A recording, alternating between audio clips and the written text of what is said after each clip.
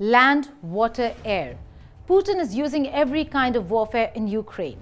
Ukrainian cities have been heavily bombarded with new announcements of air attacks coming in, albeit he always announces to ensure evacuation of civilians. Seeing the frequency of such attacks, Ukrainian President Volodymyr Zelenskiy wants a no-fly zone for Russian aircraft over Ukraine.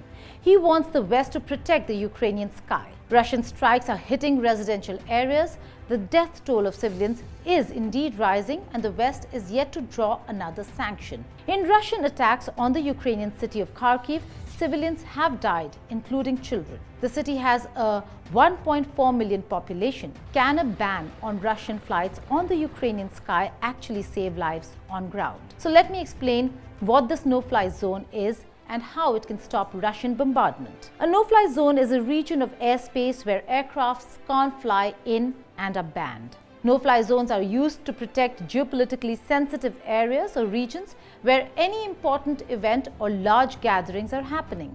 In a military context, no-fly zones stop aircraft from entering a specifically banned airspace to prevent attacks. A no-fly zone is enforced through military means, which can be surveillance, preemptive strikes against aircraft entering the restricted zone. A no-fly zone on the Ukraine airspace means that NATO forces can militarily engage with Russian planes spotted and shoot them down if necessary. So will the West introduce a ban on Russian aircraft entering Ukraine's airspace? NATO forces engaging with these Russian aircraft risks escalation. And that's the reason why NATO has already said that they are not going to be a part of the conflict. They will assist, they will send weapons and ammunition, but they are not going to be a part of the Russia-Ukraine conflict. Although there has been a quasi-agreement on the West's front to enforce a no-fly zone, NATO does not seem keen on entering Ukraine either via air or on ground. So it's not a magic umbrella of protection unless the United States of America is ready to shoot Russian planes and face an escalation. Is NATO indeed afraid that this could escalate in a full-blown European war?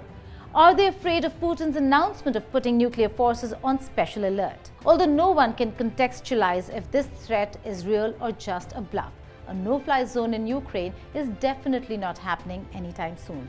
For European Union nations, what would it mean if a no-fly zone is enforced on the Ukrainian sky? Will it only ban Russian aircraft or for all aircraft? By the looks of it, NATO is not getting their hands dirty by directly confronting Russia. No-fly zone is not new. It has been used earlier too.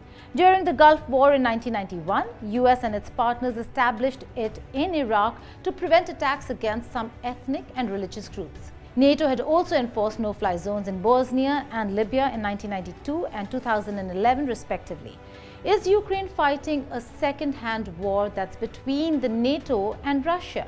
Either way, Ukraine does not have much choice left given their predicament. And sanctions on Putin doesn't seem like that is certainly going to deter him anytime soon.